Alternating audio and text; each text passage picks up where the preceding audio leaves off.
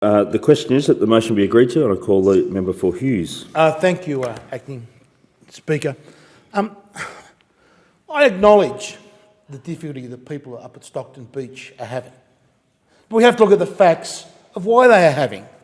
Now, if we look at one of the experts in this area, Professor Ron Boyd from Newcastle University, he has said that it is not sea level rise that has caused this problem at Stockton Beach. He said it is a man-made problem through artificially manufactured infrastructure.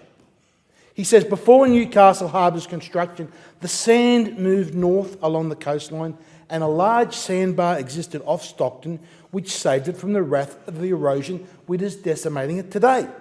He went on, after construction of long breakwaters and a deepwater channel being cut in the harbour, locally based coast, he said, which I went on, it is virtually impossible for new sand to enter the South Stockton compartment. People need to understand that the problem is directly linked to the creation of harbour and dredging and extension of the breakwaters. That is what our scientists are telling us. And yet we have members of the Labor Party coming in here and exploiting what is happening up at Stockton Beach. Oh, it's all climate change, it's all climate change. What an outrage, truly, Deputy Speaker, to come in here to ignore the science that says it is done because changes to infrastructure at Newcastle Harbour and to blame us, oh, if only you would vote for us, we will do something that will change the sea levels. This is the level of the debate that we have degenerated into, where the other side, Deputy Speaker, will not listen to the science and they will not listen to the facts and they just make it up as they go along. Now, what does the science actually say? Firstly, I seek leave to table a peer-reviewed report, The State of the World's Beaches. Is leave granted? Leave is not granted. Of course leave is not granted, Deputy Speaker, because we know the other side don't want to know the science. They don't want to know what the science says. They don't want to read the peer-reviewed reports. They just want to go out and create mayhem and chaos and undue concern in our community. Well, let me read what the peer-reviewed science says in this place. This is actually a report published on the 27th of April 2018. It did a review of the global beach shorelines of the world through a 33-year period, 1984 to 2016. And it found that 48% of the world's beaches are stable. It found 28% are actually enjoying accretion, that they are growing in size. And 24% are declining, suffering erosion.